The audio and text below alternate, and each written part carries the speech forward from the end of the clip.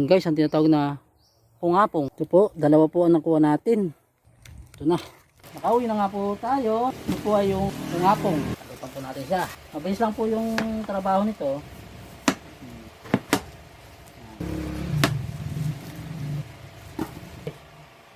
Pungapong natin ng gulay na kinuha po natin sa gubat kanina.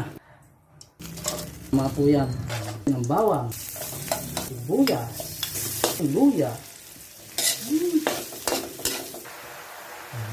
Nala natin. Patutoy. Oh, yan. Asin, gata. Yun. Tawag po dito sa amin nun ay pungapong.